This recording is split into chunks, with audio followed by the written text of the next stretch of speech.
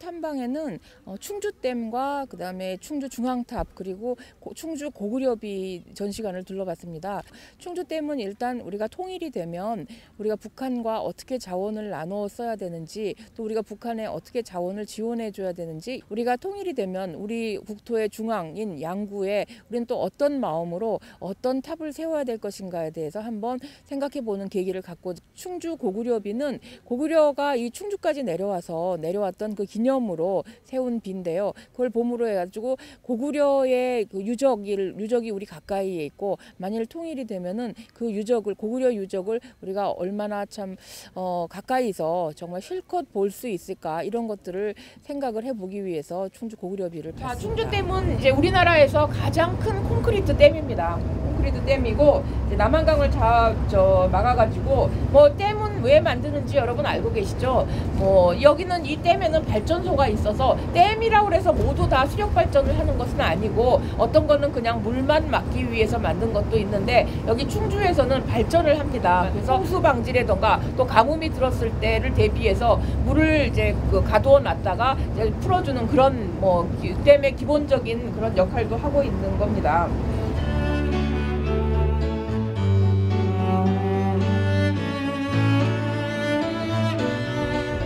앞에 있는 동글동글한 게 다 이제 그 댐 문을 여는, 수문을 여는 기계입니다. 이제 홍수가 났을 때는 문을 이제 조금씩 열어서 물을 이제 서서히, 그러니까 이제 완전히 한꺼번에 내려보내는 것이 아니라 막았다가 좀 또 아래 빠지면 내려보내고, 이렇게 해서 보내는 그런 역할을 합니다. 저 아까 내려오면서 우리 일조 분들한테는 말씀을 드렸지만, 저 높이가 45m입니다. 그래서 굉장히 높은 데 있죠. 여기는 해발 150m 정도밖에 안 되는 아주 낮은 지대입니다. 저도 사실은 그런 생각을 많이 해요. 여기가 서울보다 남쪽인데 어떻게 이 물이 북쪽인 서울로 흘러가느냐라고 말씀을 하시는 분들이 계시는데, 위도상으로는 남쪽입니다만은 고도상으로 높기 때문에 여기서부터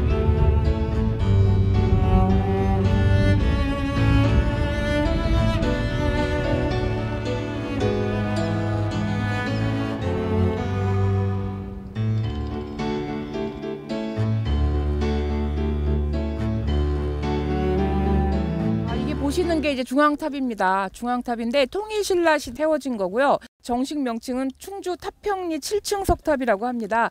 이게 이제 저 7층이 더 되는데 왜 7층 석탑이에요? 라고 하시는 분들 계시겠지만, 저 아래쪽에 있는 네모난 네모 아래쪽에 있는 우리 기단이라고 하고, 그거는 이제 탑수에 들어가지 않습니다. 그래서 그 위에서부터 세 보시면 7층이 되겠습니다. 그래서 이제 통일신라 때는 통일이 되었다고 하지만, 이제 그때 남북국 시대가 되는 거죠. 북쪽에는 발해가 있었고 남쪽에 통일신라가 있었는데, 그때의 북쪽의 국경이 지금의 평양 근처인 대동강 정도였어요. 그래서 이제 거기에 중앙이 되는 곳이 바로 이곳이 되겠습니다. 우리가 이제 통일이 되면 우리의 통일의 중앙탑은 양구 쪽 같은 데 가서 세울 것 같습니다. 그래서 이걸 보시면서, 자, 우리가 여기 고구려비 전시관에 오는 이유는, 지금 아까도 말씀드렸지만 이 고구려비가 남한에 있는 유일한 고구려비라고 말씀을 드렸죠. 만일 우리가 통일이 된다 그러면 얼마나 많은 고구려 유적을 우리가 정말 직접 가서 보고 공부하고 이럴 수 있겠습니까? 지금 이제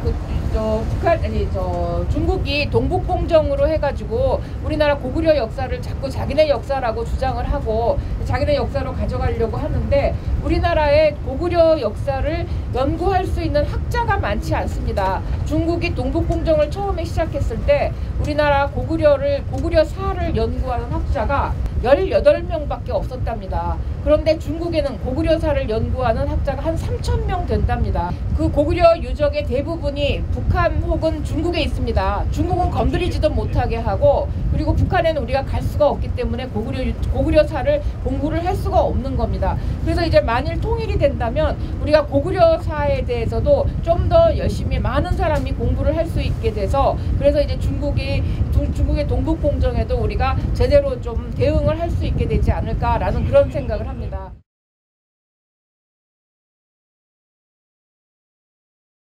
문화해설사 장연술입니다. 이제 충주 마지막 코스예요, 여기가? 네. 아, 예.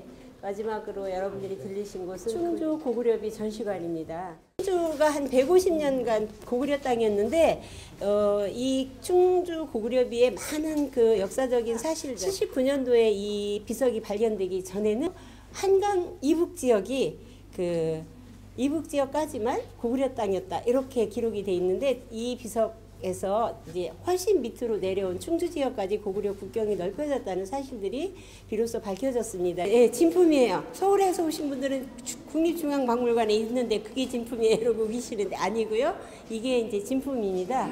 관등 제도와 고구려 사람들의 이름 이런 것들도 여러 가지 지역에 있는 그 성 이름 이런 것들이 기록이 돼 있어서 그 고려사를 연구하는데 대단히 중요하다. 여기에 보면은 맨 앞에 5월중 고려 태왕 조왕령 이렇게 나와 있는데 밑에 태왕이라고 써 있는 것은 삼국시대 때 그 백제하고 신라는 자기 나라 그 임금을 왕이라고 불렀지 태왕이라고 칭하지 않았고 오로지 고구려 사람들만 하늘 천손의 자식이라는 왕을 태왕으로 불렀거든요. 그래서 고려 태왕은 고구려의 왕을 상징하는 변할 수 없는 고구려비다 이렇게 인정하는 그런 문구라고 보시면 되겠고요.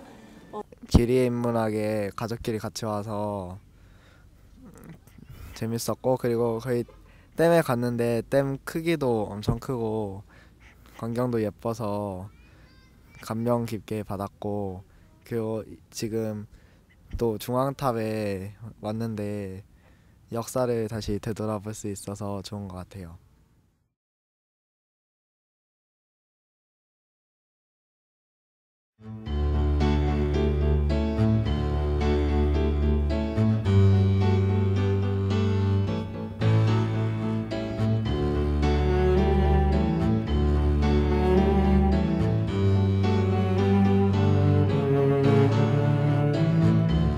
저는 역사 칼럼니스트 황인입니다. 오늘 강의를 할 주제는 미래의 통일한국 인문학으로 미리 걷다 이런 주제인데 청소년들을 대상으로 한 강의입니다. 그래서 이제 우리 미래의 통일이 된 다음에 어떤 일이 벌어질 것인가 이런 것들을 좀 생각을 해보는 그런 강의예요. 뭐 미래의 일을 우리가 어떻게 알겠습니까? 그런데 그 미래의 일을 우리가 먼저 생각을 함으로써 통일에 대해서 의지를 갖자는 거죠. 제가 생각하기에는 통일을 하기 위해서는 우리의 국민들의 의지가 가장 먼저 이제 필요하다고 생각합니다. 또 특히나 이 청소년들은 통일된 국가에서 기성세대보다 훨씬 더 오래 살 사람들이니까 그래서 이제 통일의 미래를 통일된 후의 이야기를 오늘 강의를 통해서 이제 나눠보고 싶습니다. 그래서 이제 저는 이제 통일 미래에 대해서 같이 한번 오늘 어떤 일이 벌어질 것인가에 대해서 논의를 해보고자 합니다. 그걸 어떻게 알아요? 미래의 일을. 우리가 통일을 해가지고 좋은 일이 벌어질지 나쁜 일이 벌어질지 그건 알 수가 없죠. 알 수가 없는데 우리가 일단 중요한 거는 뭐냐면 통일이 돼서 통일이 우리에게 대박이 되고 대통령께서 그런 말씀하셨죠. 통일은 대박이다. 통일이 대박이 되고 통일이 우리에게 정말 우리의 소원을 이루는 거야. 정말 우린 통일하기를 정말 잘했어. 정말 우리 후손들에게 우리 정말 좋은 일 한 거야. 라고 그렇게 하려면 어떻게 해야 되냐면 통일에 대한 준비를 철저히 해야 된다는 겁니다. 오늘 이따 누누이 말씀을 드리겠지만 통일은 우리가 그냥 가만히 앉아 있다가 어느 날 통일됐어. 통일이네. 만세, 통일 만세. 우리 소원을 이뤘네. 이렇게 해가지고는 우리가 원하는 통일을 할 수가 없다는 겁니다. 우리가 나서서 의지를 가지고 통일의 준비를 하지 않으면 통일이 어떻게 하면 잘못하면은 대박이 아니라 재앙이 될 수도 있다는 얘기예요. 그러니까 우리가 대박의 통일을 마련하기 위해서는 우리가 먼저 충분히 준비를 해야 되는데 오늘 그 준비에 대한 이야기를 조금 해보고자 합니다. 이거는 미래를 보자 하는 거는 이제 제가 또 좀 말씀을 드렸어요. 우리 미래에 대해서 이야기를 해보자. 왜냐하면 우리가 통일이 된 다음에 얼마나 좋은 일이 일어날지에 대해서 우리 생각을 평소에 안 하고 있다는 거예요. 이런 통일이 생기면 그래서 우리 젊은 학생들이 특히나 통일? 이거 귀찮은데 그거 굳이 통일을 할 할 필요가 있을까라는 생각을 하는데 제가 보기에는 통일이 되면은 그리고 또 통일에 대해서 더욱더 많이 생각을 해야 되는 사람은 여기에 계신 부모님이나 혹은 저나 이런 기성세대보다 지금 여기 앞에 앉아 있는 우리 학생들이 청소년들이 통일에 대해서 더 많이 생각을 해야 될 거라고 저는 봅니다. 왜 그렇게 생각을 하냐면 앞으로 살 날이 많잖아요. 우리보다. 살 날이 많기 때문에 그 통일이 된 조국의 그 좋은 나라를 더 우리 기성세대보다 더 많이 살 거라는 거죠. 그렇기 때문에 더욱더 통일 빨리 해요 라고 자꾸 이제 어른들한테 졸라야 될 사람들은 어른들이 아니라 바로 여러분이라는 그런 얘기죠. 그다음에 우리가 통일을 하기 위해서 북한에 대해서 조금 실상을 알아보기로 하겠습니다. 이 북한에 대한 실상을 알아보는 것, 통일 미래에 대해서 왜 이게 필요할까라고 생각하실까봐 미리 말씀을 드립니다. 우리가 통일을 함께 이루어 나갈 대상은 바로 북한입니다. 우리 혼자 통일하자 그래가지고 통일 뭐 이렇게 해가지고 통일이 되는 건 아닙니다. 그래서 북한은 우리와 통일을 함께 이루어가야 할 대상이기 때문에 우리가 북한에 대해서 미리 좀 알지 않으면 안 된다고 봅니다. 우리나라 사람들이 제 선입관입니다. 그러니까 뭐 혹시 잘못됐으면은 뭐 너그럽게 이해를 해주시기 바랍니다만은 우리나라 사람들 좀 옛날에는 우리나라 사람들의 우리 민족성이 은근과 끈기였어요. 은근과 끈기.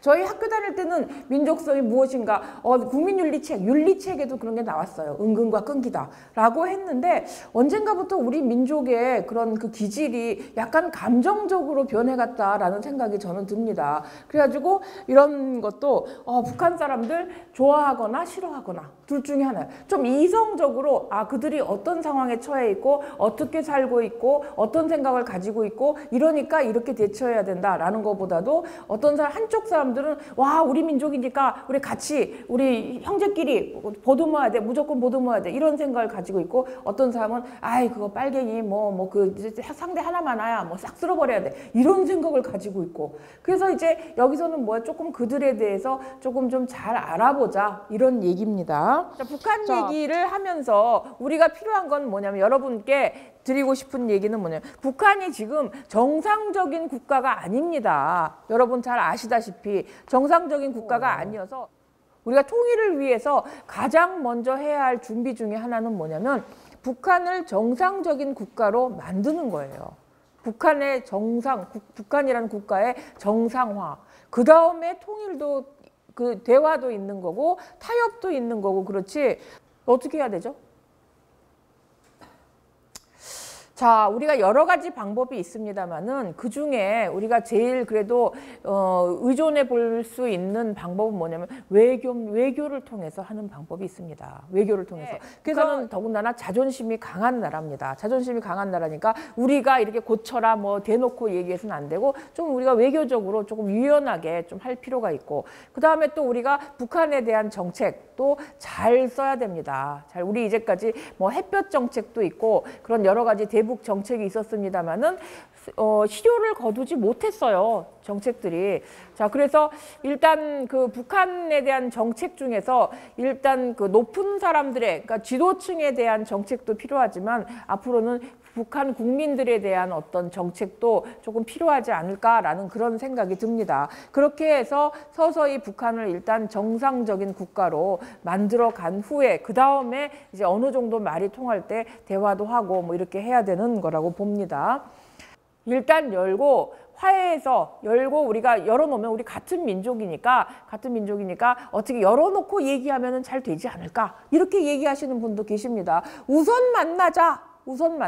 근데 그것도 사실 굉장히 또 위험합니다. 왜? 북한이 무슨 생각을 하고 있는지 우리는 알지를 못해요. 알지를 못해서 잘못하면은 우리가 이제 적화가 되어버리는, 그러니까 공산화가 되어버리는 경우도 있고 또 하나는 뭐냐면 아까도 말씀드렸지만 경제라던가 문화라던가 이런 것들 굉장히 차이가 많이 있습니다. 그대로 열어놓으면 정말 커다란 혼란이 일어나는 거죠. 그러니까 이제 우리나라에서 생각하는 통일은 3단계 통일입니다. 3단계 통일. 이제 첫째는 뭐냐면 일단 그냥 휴전선은 그냥 놔둔 채로 길을 몇 개만 내는 거예요. 남북한의 자유왕래를 하는 거예요. 여러분도 평양으로 수학여행 가는 거죠. 뭐 맨날 뭐 경주, 뭐 속리산, 지겹단 말이야. 평양으로 수학여행 가고 북한 애들도 서울로 수학여행 오고 경주로 수학여행 오는 거예요. 우리 평양으로 수학여행 가면은 정말 처음에는 정말 이상하겠지. 걔네들은 말이야 중간에 모여가지고 아까 뭡니까 30분 걸어서 이제 노래 부르면서 학교 간대. 그런 거 우리가 보면 쟤는 뭐야? 또 그 사람들 TV에서 보면은 이렇게 걷는 것도 아니고 이렇게 뭐 이상하게 흔들면서 걷잖아요, 군인들. 되게 이상하다.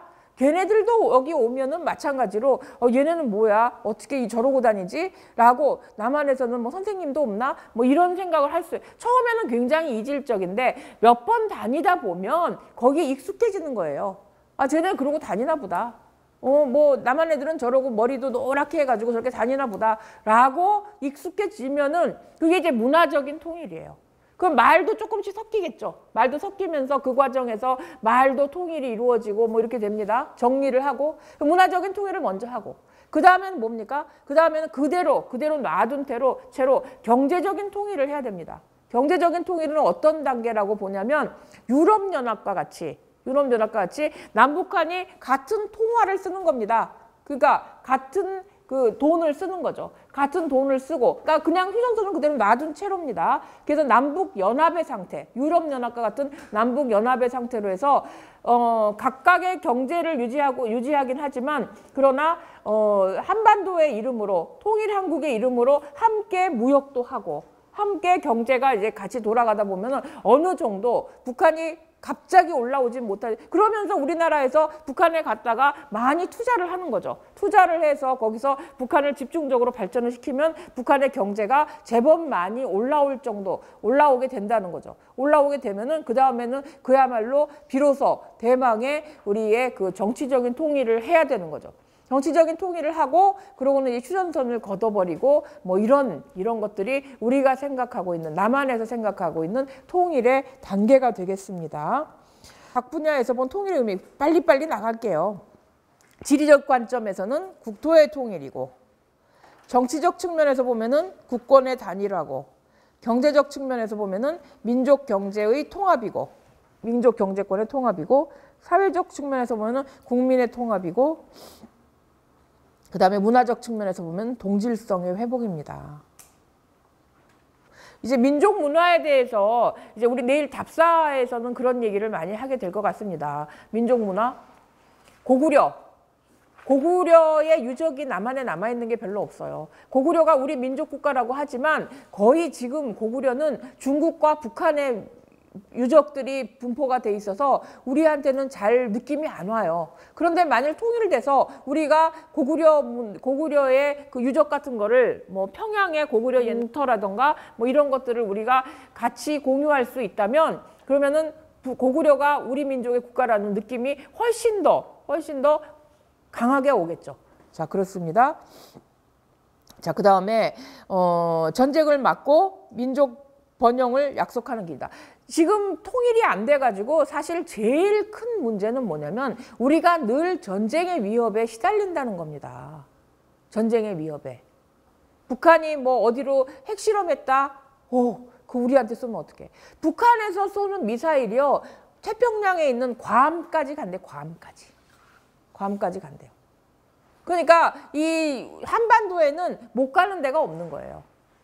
개성에서 쏘면 그렇다고 그래요. 제가 판문점 갔다 그랬잖아요. 거기 가서 또 강화도에 있는 강화도 제일 북단에 민통선 위쪽에 있는 민간인 통제선 위쪽에 있는 그 통일 전망대에 가서 보니까 개성이 육안으로 이렇게 보여요. 망원경 안 되고 그냥 눈으로 봐도 개성이 보여요. 개성 그렇게 가까워요. 강 건너예요, 강 건너.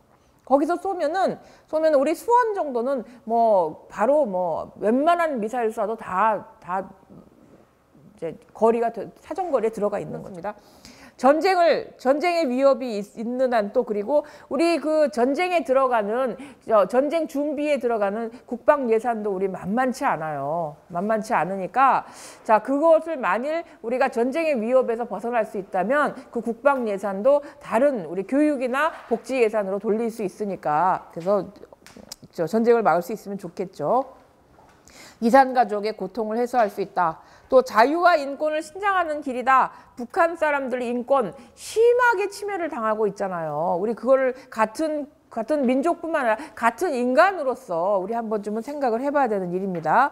군사비 등 분단으로 인한 경제적 낭비를 막을 수 있다는 얘기 아까 했고요. 또 중요한 거, 한민족의 활동 무대를 유라시아로 넓힐 수 있다. 우리 지금은 아까 우리 섬나라에 살고 있다고 했습니다. 만일 통일이 되면은 여기서부터 기차를 타고 저 시베리아를 통해 가지고 유럽까지 다 우리가 이동을 할 수 있는데 그게 뭐 중요해. 비행기 타고 가면 되지.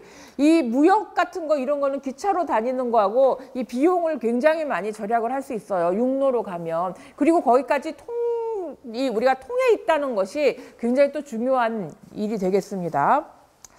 네, 그렇습니다. 동북아시아의 여러 나라에 자극을 줄 수 있다가 아니라 평화를 정착시키는 일이 되겠죠.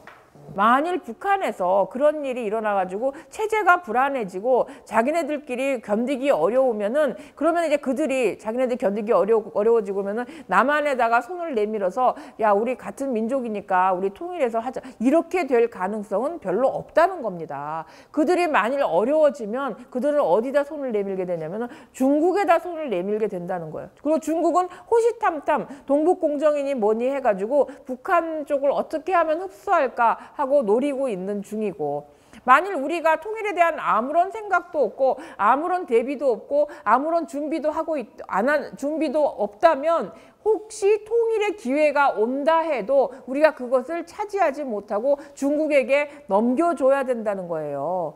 그러면은 거기서 그냥 끝나는 게 아닙니다. 어차피 우리 남한끼리 살았는데 뭐 그 땅이 북한 땅으로 있든지 중국 땅으로 있든지 무슨 상관이야 라고 생각할 수 있는데 사실은 그게 아니라는 거예요. 그렇게 되면 중국이 지금 그렇게 되면 어떤 상황이 되냐면 만일 우리가 통일을 했다고 생각하면은 우리나라의 국력이 굉장히 많이 신장이 되고 세계적인 위상이 높아져 가지고 이 동북아에는 중국하고 우리나라하고 일본하고 세 나라가 세력 균형을 이루어 갈 수 있다는 겁니다. 세력 균형을 이루어 나갈 수 있고 우리나라가 동북아의 중심 국가가 될 수 있다는 거예요. 그런데 만일 중국이 북한까지를 먹었다 그러면은 우리나라는 상대적으로 찌그러드는 거죠. 찌그러들고 그렇게 되면은 북한의 힘이 굉장히 커져서 어떻게 보면 동북아에서 중국이 중심 국가가 되는 걸 떠나가지고 세계가 새로운 냉전 시대가 올 수 있다는 신냉전 시대가 올 수 있다는 거예요.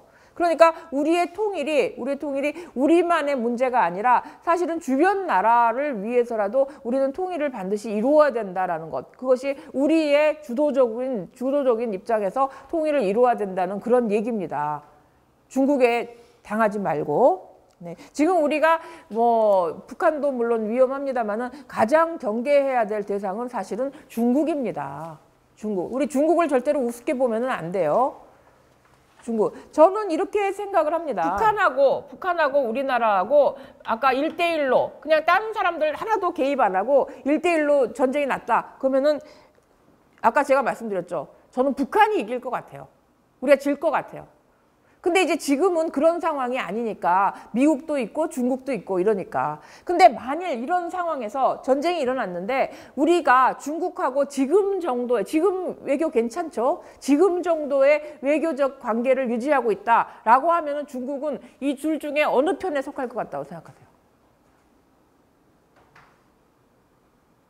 지금 우리 지금과 같은 외교 관계를 중국과 유지하고 있다. 그럼 어느 쪽에 편들 것 같으세요? 제 생각입니다만은 그때 중국은 모른 척 할 것 같아요. 전쟁? 어디서 일어났어? 한반도 일이니까 니네끼리 알아서 해. 아마 이렇게 할 것 같습니다. 그렇게 되면은 미국이 여기 와서 붙을 수 있죠. 미국이. 그러면은 해볼만해요. 그런데 만일 중국하고 우리하고 관계가 나빠. 으르렁거려. 그러면은 중국이 여기 와서 붙겠죠. 그러면은 미국이 이때 미국이 여기 와서 참전을 할까? 미국은 어떤 태도를 취할까요, 그때?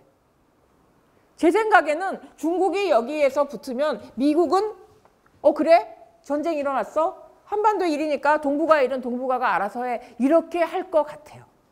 왜? 미국은 다시는 중국과 중국과 적대국이 되고 싶은 생각이 없는 나라입니다. 만일 이렇게 되면 중국과 미국이 싸우는 거잖아요.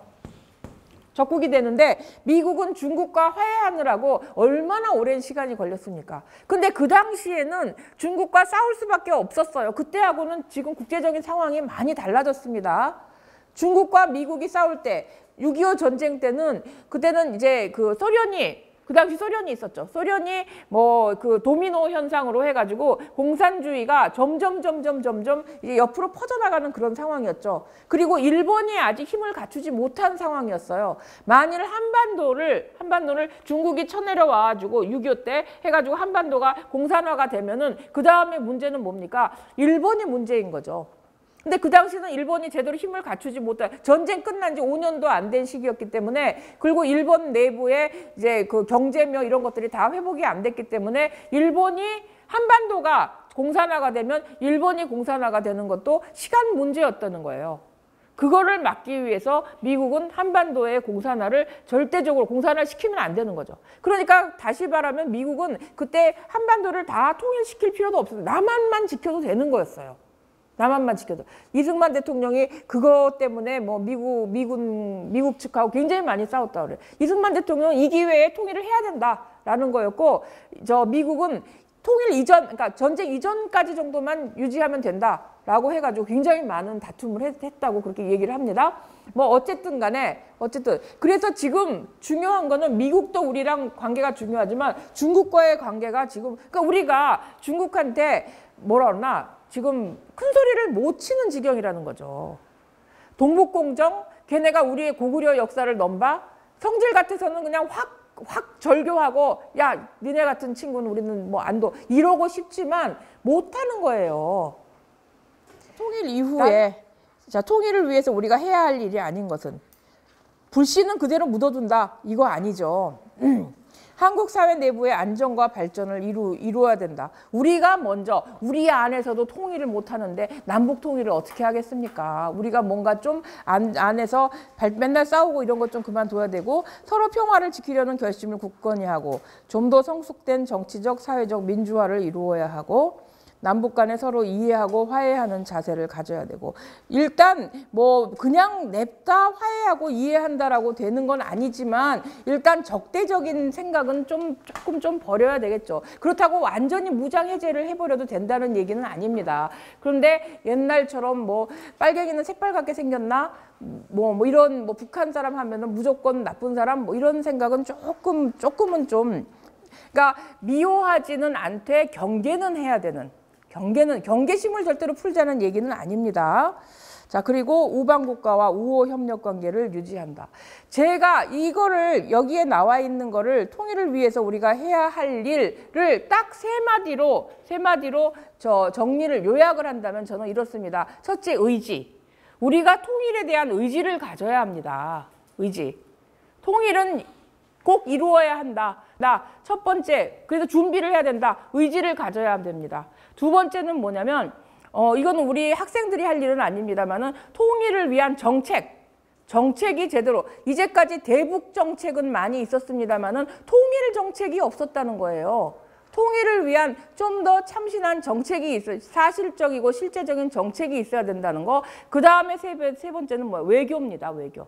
그래서 통일을 위해서 우리나라에서 해야 될 일은 의지, 정책, 외교입니다. 통일 이후의 변화라고 볼 수 없는 것. 동북아시아에서 정치적 영향력과 발언권을 가지게 된다. 누가? 우리가. 왜? 우리나라가. 그만큼 위상이 높아지니까. 그렇습니다. 그 다음에 한민족의 국익을 극대화할 수 있다. 그렇겠죠. 그죠? 그 다음에 국민의 자유로운 생활 보장이 실현된다. 남북한 마음대로 왕래하면서 실현되겠죠. 그 다음에 강대국들의 관심과 야욕에서 벗어날 수 있다. 우리가 오히려 그들의 중심에 서가지고, 야, 니네끼리 이렇게 잘해. 뭐, 니네 좀 어떻게 좀 해봐. 뭐, 이런 위치에 서게 될 수 있다는 거죠. 그만큼 우리의 위치가, 지정학적인 위치가 중요한 위치입니다. 근데 지금 그걸 못하는 건 뭡니까? 분단이 돼 있기 때문에 못하는데, 만일 통일이 되면은 우리나라가 동북아에서 중심 국가가 될 것이다. 라는 거는 그거는 의심할 바가 없는 거라고 저는 생각을 합니다. 자, 그 다음에 분단의 굴레에서 네. 관심과 야욕에서 벗어날 수 있다가 아니고, 그게 아니고 그런 관심에서 벗어날 수 있는 것이 아니라 우리가 오히려 중심적인 위치에 서게 된다는 겁니다. 답은 4번입니다. 자, 분단의 굴레에서 어쩔 수 없이 겪었던 병리 현상을 자, 그다음에 군사적 대치를 위해 낭비되었던 국력을 북한 경제 회복에 사용할 수 있다. 그렇습니다. 통일 이후에요. 여러분 여기 남학생 많이 있는데 남학생들 군대 안 가도 될지도 몰라요. 안 가게 될 가능성이 큽니다. 왜냐하면 통일이 되면은 우리가 북한과 대치하고 있지 않으면 60만이란 대군을 우리가 거느릴 필요가 없어요. 그러면은 내가 정말 군대 가고 싶은 사람도 많아요. 군대 가고 싶은 사람만 자기가 자원해가지고 군대를 가서 직업부군인으로 지내고 뭐 이렇게 할 수 있습니다. 청소년들이 가져야 할 통일의 준비 자세가 아닌 것. 통일은 내가 할 일이라는 강한 해결 의지를 가져야 된다. 제가 아까 말씀드렸죠. 의지가 있어야 됩니다. 통일 남이 해주면 그냥 나는 받아나 먹지. 그냥 나는 누려 이렇게 되고 그 해주는 사람은 딴 사람이고 이거 아니고 내가 중심이 될 수 있다. 또 서로 다름을 이해해야 된다. 세계의 변화에도 스스로 대처할 수 있는 안목을 키워야 된다. 우물안 개구리로는 안 돼요. 시대가 일본 일제강점기가 되고 어쩌고저쩌고 한 거 뭐 여러 가지 사정이 있었겠습니다만은 그 가장 문제는 뭐냐면 바깥에 어떻게 돌아가는지 세계가 어떻게 돌아가는지를 몰랐다는 거죠. 인조가 병자호란을 겪게 된 것도 바깥의 세상이 어떻게 돌아가는지를 몰랐기 때문에 그래서 그냥 끝까지 우리는 명나라를 숭배해. 청나라는 오랑캐야. 중국에서는 명나라는 거의 지리멸렬이고 청나라가 크고 있는데 그때까지 그랬다는 거죠. 그래서 이제 그런 우리 역사에서 보면은 바깥의 세상을 잘 모르면 그러면은 이제 발전할 수가 없다는 그런 얘기입니다. 남을 이해하고 배려하는 따뜻한 사람이 되어야 된다. 그렇겠죠. 네, 그렇죠. 그다음에 나보다 국가, 사회, 민족의 소중함을 생각해. 나보다 국가, 사회 그건 아니고 나만큼 내가 중요한 만큼 내 국가와 내 사회, 내가 포함되어 있는 사회, 민족도 중요하다는 겁니다.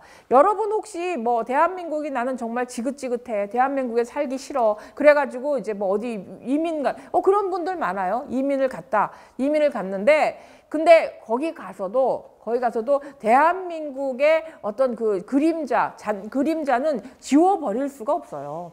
내가 미국에서 가서 산다 그래도 한국계 미국인이라는 말이 두고두고 따라다녀요. 그리고 거기 사는데 한국이 뭐가 잘 됐으면은 나는 한국하고 관계 끊었어 라고 해도 뭔가 자랑스러워요. 내가 관계를 끊고 내가 가버렸는데 한국이 뭔가 지리면 내가 여기 오기를 잘했어. 한국에서 안 살기를 잘했어 라고 생각하는 건 뭐예요? 한국에 대한 관심을 끊을 수가 없다는 얘기죠. 그러니까 우리가 국가, 민족, 나와 상관없는 것 같지만 사실은 우리가 절대로 끊을 수 없는 것이 바로 국가와 민족입니다.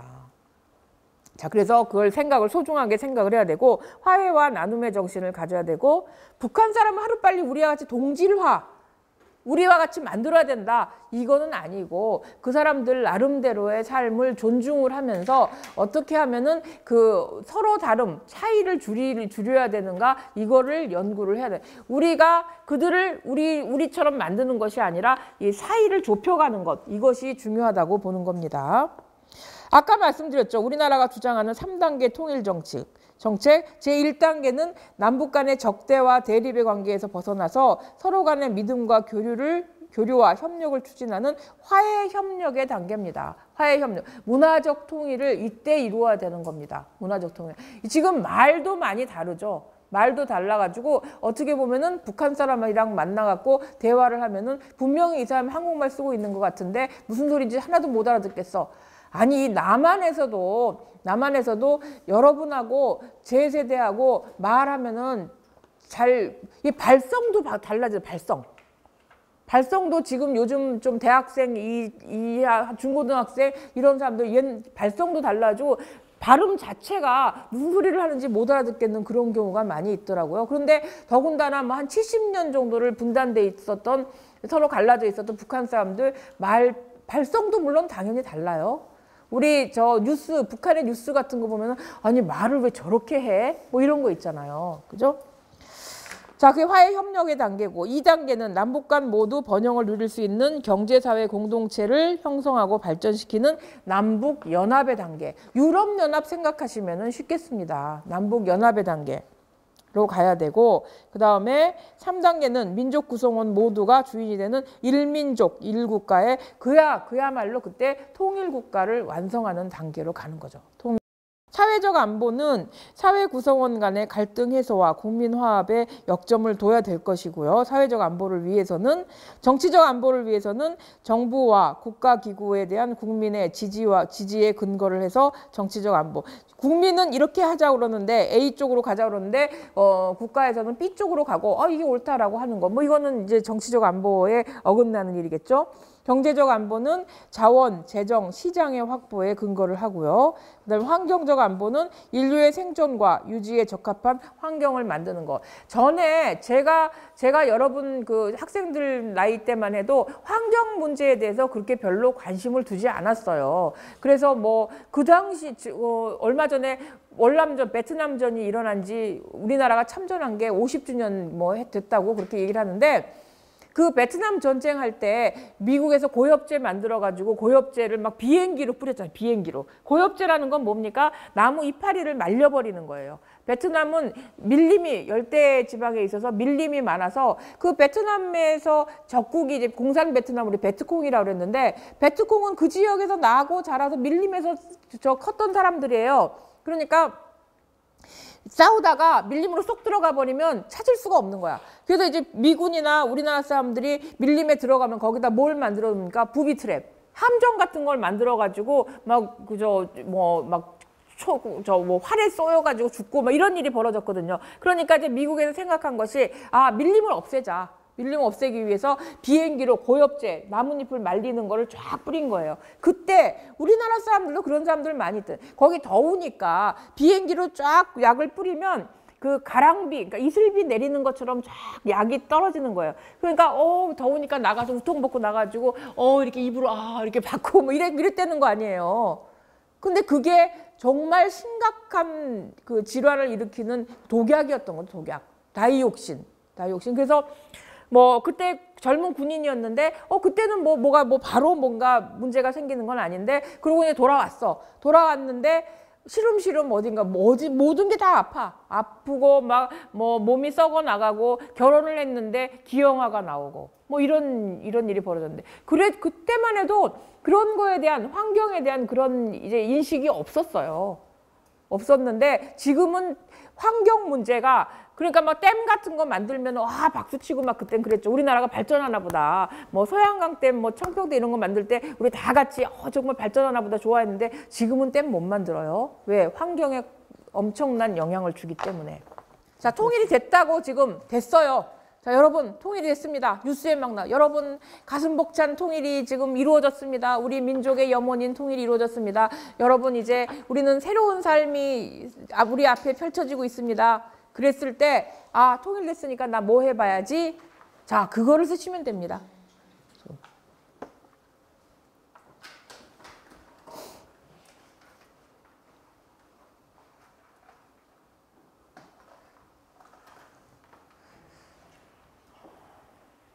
참고로 저는 통일되면은요 여행 가고 싶어요. 여행. 북한 지역으로 여행. 그리고 또 기차 타고 저 유럽까지 막 한 달 정도 걸려가지고 그 여행 가고 싶어요. 어떤 친구는 여행은 여행인데 그런 여행이 아니라 북한의 정치범 수용소 가보고 싶다 그러더라고요. 걔가 얼마 전에 서대문에 있는 독립공원 갔다 와가지고 굉장히 감명을 우리도 독립공원 갔잖아요. 첫 시간에 독립공원 가가지고 굉장히 감명을 받아가지고 북한에 있는 정치범 교화소 뭐 이런 데 가보고 싶다 그러더라고요. 우리 백두대간 반밖에 못 가잖아요. 어떤 분들 이제 백두대간 다 걸어보고 싶다 그래가지고 막 챙겨가지고 위에서부터 쫙 챙겨서 따라서 이렇게 등산하시는 분들 계시는데 그런 분들도 반밖에는 못 하는 거예요. 그런데 만일 통일이 되면은 위로 올라가면서 백두대간 할 수도 있는 거고, 그죠? 묘양산, 뭐 우리 말로만 듣던. 전 또 그것도 하고 싶어요. 우리 교과서에서만 보던 북한 지명 한번 다 따라가고 중강진 중강진이 저 백두산 근처에 있는데 중강진이 어디에 나오냐면 우리나라에서 그러니까 한반도에서 제일 기온이 낮은 곳, 겨울에 추운 곳이 중강진이에요. 중강진에 겨울에 한번 가보는 거야. 얼마나 추운지. 얼마나 추운지. 우리가 아마 상상할 수 없는 추위가 막 닥칠 거예요. 그런 데도 가보고 개마고원 이런 데도 가보고 싶어요. 개마고원. 가장 지대가 높은, 그러니까 가장 높은 곳에 있는 평원이 개마고원이잖아요. 그런 데 한번 가보고 싶어. 그래서 어떻게 생겼는지. 저는 그 교과서에 나온 지명 찾아가 보기. 이런 것도 좋을 것 같아요. 자, 그러면 이제 그 슬라이드를 잠깐 보시겠는데요. 우리 내일 답사를 가는 곳이 충주입니다. 근데 우리가 이제 미래를 보는 청소년인데 통일 후를 생각하는데 왜 충주? 우리 사실은 미래 통일 후의 유적을 볼 수가 없어요. 왜냐하면 미래니까. 그 어떻게 미래 유적이 있겠습니까? 자, 그래서 충주를 가는 이유를 설명을 드릴게요. 충주는 이제 굉장히 많은 역사 유적을 가지고 있습니다. 우리 역사 강화도 같은 데 가면은 고인돌부터 시작해가지고 현대사까지 굉장히 많은, 그 강화도는 정말 한 2박 3일 정도 거기 살면서 봐야 될 정도로 굉장히 역사 유적이 많은데 충주도 사실은 찾아보면은 굉장히 많은 역사 유적을 가지고 있습니다. 그 중에서 충주가 옛날 그 삼국시대의 중심이었던 지역입니다. 중심이었던 지역이고, 여기 사실은 충주에 가는 가장 중요한 이유는 뭐냐면 중앙탑이라는 탑을 보러 갑니다. 그 중앙탑이 신라가 통일을 해놓고 거기에 자기네 통일신라의 가장 중심되는 부분이다라고 해야지 거기다 탑을 세웠다는 겁니다. 그래서 우리가 뭐 지금 양구가 한반도의 중심지여 가지고 아니 그럼 양구를 가야 되는 것이 아니냐. 통일하면은 양구가 한반도의 중심이 되니까 거기 가면은 양구에 가도 그 통일 여기가 한반도의 중심이다라는 그런 그 표지석 같은 게 있습니다. 사진에 보면 나오죠. 근데 우리가 양구를 안 가고 충주에 가는 이유는 뭐냐면 일단 그거 하나 보러 양구 가기가 너무 멀어요. 그리고 또 하나는 뭐냐면 양구는 그냥 위도와 경도가 그 경도상의 중앙 지점일 뿐입니다. 그렇지만 이 중앙탑은 진짜 신라가 통일을 한 후에 그 기쁜 마음으로 세운 역사의 현장입니다. 그래서 여러분들 중앙탑에 이제 모시고 가는 거고, 근데 거기 중앙탑 가보시면 아니 그냥 덜렁탑이에요. 그러니까 뭐 아니 이 탑을 보러 여기까지 길 막히는데 왔을까? 이런 생각이 드실 수 있잖아요. 또 이제 우리 맨 처음 가는 곳은 어디냐면은 충주댐을 갑니다. 충주댐을 가서 이제 내일 상황을 봐가지고 거기에 얼마나 많은 사람이 올지 모르겠지만 가능하면 전망 엘리베이터를 타고 내려가서 여러분 댐 위에까지 걸어가실 수 있게끔 그렇게 가능하면 근데 사람들이 너무 많이 몰려 있으면 우리가 단체이기 때문에 좀 어렵겠지만 그래서 아침 일찍 가는 이유가 그렇게 가능하면은 그렇게 하고 아니면은 댐 위를 조망을 할 텐데, 우리가 충주댐을 가는 이유는 뭐냐면 우리 그 자원도 사실은 북한과 이제 통일을 하면은 나눠 써야 됩니다. 이제 내일 차에서 다 자세한 말씀을 드리겠습니다만은 우리가 해방 전까지, 그러니까 6.25 전까지는 북한이 우리보다 국력이 더 셌다고 그랬잖아요. 특히나 북한의 수풍발전소라고 저기 압록강에 있는 굉장히 그 큰 발전소가 있는데 그 발전소 덕분에 전기를 북한에서 다 남한으로 송전을 해줬습니다. 송전을 해줬는데 근데 1948년에 우리 그 5월 14일인가요? 그 5월 10일에 50선거라는 선거가 있었는데 그 선거 남한만의 선거를 했더니 북한에서 전기를 끊어버렸습니다. 끊어버려가지고 남한의 서울 경기 지역이 완전히 그 암흑천지가 돼버린 그런 일이 있었는데, 자 그래서 우리 만약 우리가 통일이 된다면 우리가 뭐 수력발전이든 우리 수력발전은 전체 뭐 많지는 않습니다. 그런 거 해가지고 다 북한과 나눠 써야 되는 그런 상황입니다. 그래서 이제 그런 것들을 우리 자원을 어떻게 북한과 나눌 것인가라는 거를 통일 후에 생각을 해보는 계기를 마련하기 위해서 이제 충주댐을 갈 겁니다. 그리고 또 한 군데는 충주 고구려비를 갈 겁니다. 충주 고구려비는 이제 남한에도 고구려 유적이 몇 개가 있습니다. 흔치 않게 충주까지 있습니다. 그래서 그 충주 고구려비를 가서 만일 우리가 통일이 된다면 정말 고구려의 유적을 정말 많이 우리가 직접 가서 볼 수가 있겠죠. 근데 지금은 아쉬우나마 그 고구려비 전시관에 가서 그 고구려비를 볼 텐데 그거를 보면서 와, 통일이 되면은 우리가 얼마나 많은 고구려 유적을 직접 우리가 만날 수 있을까를 한번 생각해 보는 기회를 갖도록 그렇게 하겠습니다. 자, 일단 오늘 여기서 충주에 있는 고구려 유적입니다. 고구려 유적 이거 충주에 있는 건데요. 이게 돌이 저 뒤에 집 보이시죠? 집과 한번 비교를 해보면 제법 큰, 한 이만한 돌이에요. 이만한 돌인데 이거의 돌의 이름이 뭐냐면 온달장군 공깃돌입니다. 온달 장군이 이제 신라와 전쟁을 하고 그러기 위해서 이 충주 지역까지 온달 장군은 고구려 사람이잖아요. 충주 지역까지 내려와서 이제 신라랑 전쟁하기 전에 이 돌을 가지고 공깃돌 놀듯이, 그러니까 온달 장군이 힘이 얼마나 셌다는 얘기입니까? 옛날 사람들 정말 뻥이 세요. 그죠? 네. 이런 것들을 다 고구려 유적을 찾아내려고 애를 썼는데 연천에 고구려 유적이 몇 가지가 있더라고요. 자, 이거 호로고루성인데 호로고루성 이 옆에 목책 있지 않습니까? 목책 아래에 있는 저 강이 이제 임진강 되겠습니다. 자, 여기 우리 내일 갈 중원 고구려비 기념관입니다. 원래 이 고구려비가요, 야외에 있었어요. 야외에 있었는데, 야외에서 이제 비각 하나 이렇게 세워가지고 있었는데, 비바람에 안 그래도 많이 이렇게 달아졌는데, 너무 많이 달아지고 그래서 지금은 이제 전시관을 만들어서 실내로 옮겼습니다. 이렇게 이제 비를 모셔놨는데, 여기 들어가서는 이제 내일 그 해설사 께서 좀 자세하게 좀 설명을 해 주실 것 같습니다.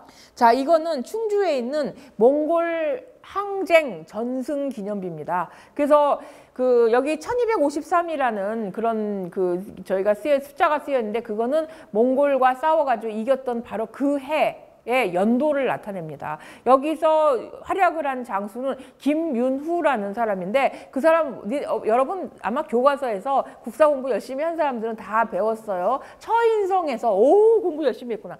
처인성에서 적군의 총사령관 살리타라는 사람을 죽였던 바로 그 사람입니다. 근데 그때까지만 해도 처인성 전투까지만 해도 이 김윤후가 이제 스님이었는데 아예 처인성 전투 후에 승복을 벗고 이제 스님에서 벗어나도 이제 적극적으로 나선 거죠. 그래서 나라에서 그분한테 이제 장군의 칭호를 내려서 전쟁을 할 수 있게끔 했는데 그분이 이제 나중에 여기 충주성에서 충주 산성을 끝까지 지켜낸 몽고와의 전쟁은 김윤후 혼자 했나? 뭐 이런 생각을 했는데 그런 뒤에 역사적 배경이 있었습니다. 여기에 앞에 이제 촥 이러고 나온 사람이 이제 김윤후를 얘기를 하고 옆에는 스님들도 있고 아래에 앉아있는 사람은 여자가 그 아이를 데리고 오열하고 있는 그런 장면입니다. 그러니까 백성들이 얼마나 힘들었겠는가.